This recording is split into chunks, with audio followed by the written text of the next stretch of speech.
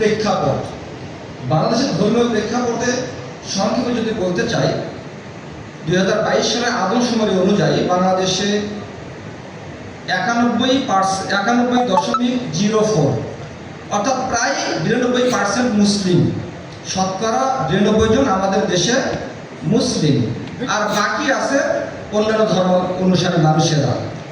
এই 92% মুসলিমের মধ্যে এর মধ্যে আছে কাদিয়ানীরা, এর মধ্যে আছে শিয়ারা, এর মধ্যে আছে হিজবুত তাওহীদ, এর মধ্যে আছে মুনকিরিনে হাদিস, এর মধ্যে আছে ভ্রান্ত আকীদা সম্পন্ন মানুষেরা। সবাইকে নিয়ে এই পার্সেন্ট মুসলিম বাংলাদেশে। বাস্তবতা হলো, যদি বিশুদ্ধ আকীদার মানদণ্ডে যদি যাচাই বাছাই করা হয়, তাহলে তো আমার বিশ্বাস বা আমার মনে হয় যে 15% বিশুদ্ধ আকীদার অনুসারী মানুষ পাওয়াও কঠিন হয়ে যাবে। 15% বিশুদ্ধ আকীদার মুসলিম পাওয়াও কঠিন হয়ে যাবে, এটা বাস্তবতা। এদেশে এরকম মুসলিম আছে, এভাবেই আমাদের দেশে আকীদার চর্চা হচ্ছে, যার কারণে বিশুদ্ধ আকীদার চর্চা আমাদের সমাজে অত্যন্ত গুরুত্বপূর্ণ। বিশুদ্ধ আকীদা বলতে আসলে আমরা কি বুঝি? সংক্ষেপে, বিশুদ্ধ আকীদা বলতে কোরআন এবং সহিহ সুন্নাহর আলোকে যে আকীদা, সেটা বিশুদ্ধ আকীদা। একটু বিশ্লেষণ করে বলতে চাই, নবী মুহাম্মদ সাল্লাল্লাহু আলাইহি সাল্লাম যে আকীদা তার সাহাবাগণকে শিক্ষা দিয়েছেন, এবং সালাফে সালেহিনের প্রথম সারির মানুষ যারা, প্রথম সারির অনুসারী যারা মানুষ, যারা সাহাবীগণ যেই আকীদা পোষণ করতেন, সেটাই হলো বিশুদ্ধ আকীদা। বিশুদ্ধ আকীদার সংক্ষিপ্ত পরিচয় এটা। ধীরে ধীরে বিশুদ্ধ আকীদার মধ্যে তাবিল করে, ব্যাখ্যা করে নানা ভেজাল আকীদা ঢুকে গেছে আকীদার মধ্যে, যার কারণে একজন মুসলিম সালাত আদায় করে, সালাতের মধ্যে বলে ইহদিনাস সিরাতাল মুস্তাকিম সিরাতাল লাযিনা আনআমতা আলাইহিম গায়রিল মাগদুবি আলাইহিম ওয়ালাদ-দাল্লিন। হে আল্লাহ, আপনি আমাকে সিরাতে মুস্তাকিমের পথ দেখান, তাদের পথে যাদেরকে আপনি পুরস্কৃত করেছেন, নবীগণ, সিদ্দিকগণ, শহীদগণ, নেককারগণ, তাদের পথে নয় যারা অভিশপ্ত এবং পথভ্রষ্ট।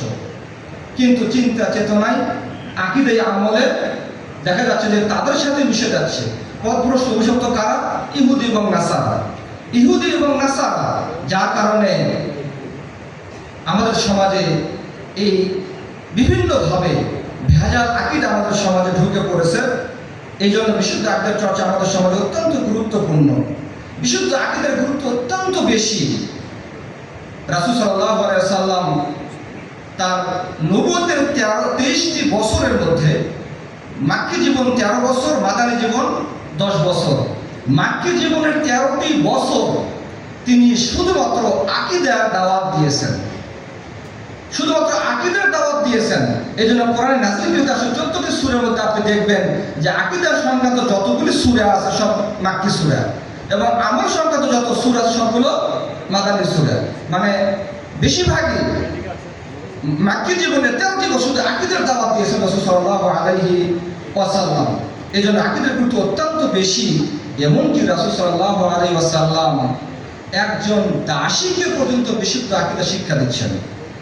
মুআয ইবনে হাকাম রাদিয়াল্লাহু আনহু তিনি বলছেন যে কানাত লি জারিয়াতুন তারা গানামাল লিকিবালা উহুদ ওয়াল জাওয়ানিয়া।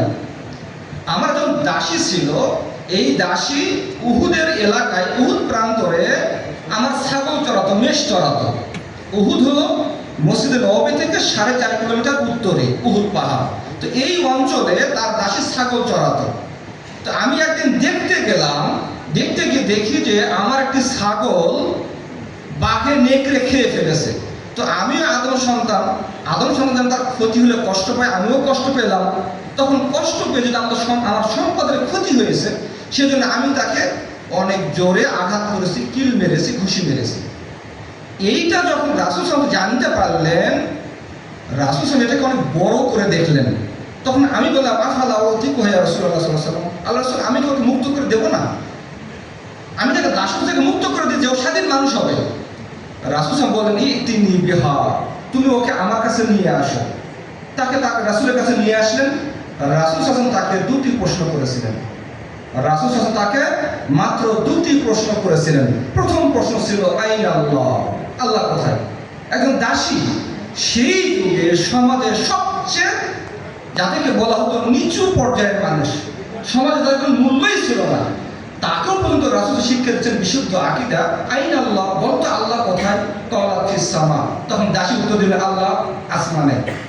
দ্বিতীয় প্রশ্ন করেছেন মান আনা, আমি কে? ক্বালাত আনতা রাসূলুল্লাহ, উত্তর দিয়েছে আপনি আল্লাহর রাসূল।